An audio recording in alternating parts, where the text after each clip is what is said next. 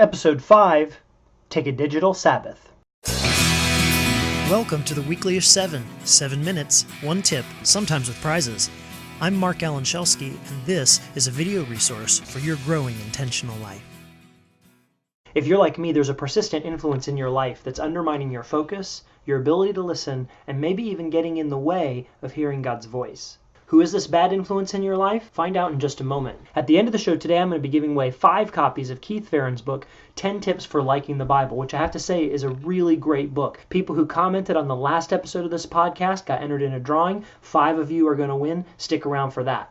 Now, I got my first cell phone in 1995. It was amazing. I could not believe how much freedom and effectiveness it brought me. At first, the phone was all about helping me out, making things more convenient for me. It served my agenda. It made me more effective. But then something happened. Slowly, an expectation got attached to the phone. People began to expect that since I had a phone on me, I had to call them back right away when they wanted to talk to me. And when texting came around, it got even worse. Then came email and Facebook and my own need to be in the loop. Somewhere my phone shifted from being a servant of my purposes to being a demanding master, putting me at the beck and call of other people's agendas. Now, with all those buzzes and rings and beeps, these incredible devices that we have now, they've become the single most overwhelming distraction that humanity has ever had to deal with. The same holds true for our computers and our constantly available internet connections. And we can get an infinite amount of stimulation at a moment's notice. Now, I'm not suggesting that we get rid of our smartphones and our computers. My work is so much more productive with these tools. I can reach so many more people. The same is true for you. But these tools give us great power. And like any great power, we have to learn how to use that responsibly and effectively. So you have to decide if your devices, your phone, your computer, your email, if they exist to serve you or if you exist to serve them.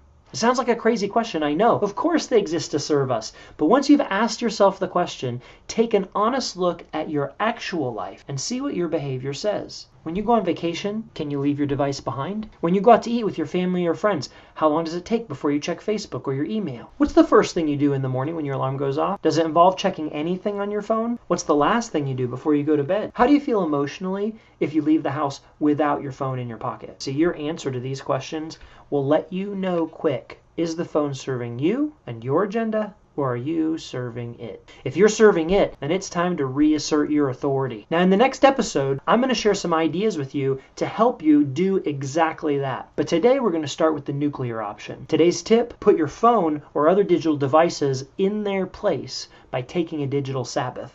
Now, I grew up in a faith tradition that practiced a weekly Sabbath. And on that day, we didn't do our regular work. We didn't do yard work. We didn't pay bills. We rested. We took time with the family. We worshiped. It was rejuvenating. And every single week, this day came around to remind us that the world would go on fine without us. You need to do the same thing with your phone, your computer, your email. A digital Sabbath is a period of time where you just set your device aside. You turn it off and you go on about your life. Simple. You can take a digital Sabbath for 2 reasons. First, you can do it to break the chain. Second, you can do it to be more present. First, let's talk about breaking the chain. A Sabbath to break the chain is an intentional fast from the constant input of digital information. How long do you need? It depends on how addicted you are. For some of us, taking an afternoon off, a day, maybe 2 days with the phone completely off is enough to put things back in the proper perspective. For others of us, it needs to be a week, a month. At first, you're going to feel anxious. You're going to feel like the world needs you and you're not being responsible. Guess what you're feeling? Those are withdrawals. And just like with any addiction, your brain has become conditioned to the constant input. And so your Sabbath needs to last until the cravings stop and you can be focused and present without worry. Now let's talk about increasing personal presence. The other kind of digital Sabbath is shorter. You turn off your digital input so that you can be present to something that's happening right in front of you in your real life. Maybe you're on a retreat and you really want to catch all the learning without distraction, or maybe you're on vacation or just have an afternoon with your family and you want them to have your full attention. Recently, I took a 3-day vacation with my family. And when we got to the hotel where we were staying, I did something I've never done before. I locked my iPhone in the room safe. I mean, I couldn't check email. I couldn't make snarky comments on Facebook. I couldn't take pictures of our activities. But you know what I could do? I could play with my kids. And that's what I did. It was awesome. Now, you may be wondering what this has to do with spiritual growth. I mean, Jesus never said anything about emails or cell phones. Well, God promised that we would be led and taught by the Holy Spirit. The Holy Spirit generally speaks with a quiet voice. If our minds and hearts are full of the tug and obligation and the never-stopping flow of digital content, we can't hear that still small voice.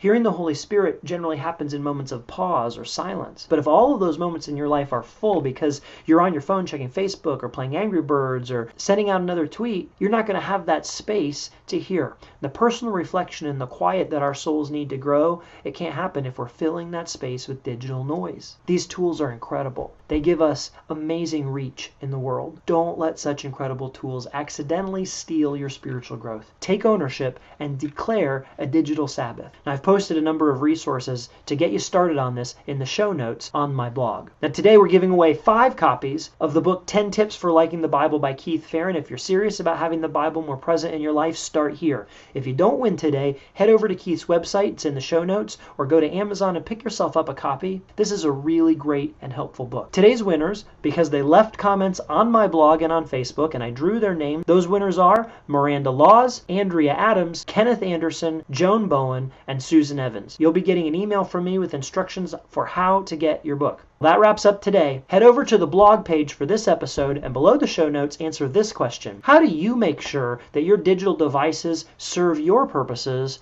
rather than demand that you serve them? I would love to hear from you. I'd be so grateful if you'd rate my podcast on iTunes. That makes it easier for other people to find. And if you like this content, subscribe to my blog, like my Facebook page, share it with a friend. I'll see you soon, and remember, the real spiritual adventure begins the moment you get off the couch and decide how you are going to live your life.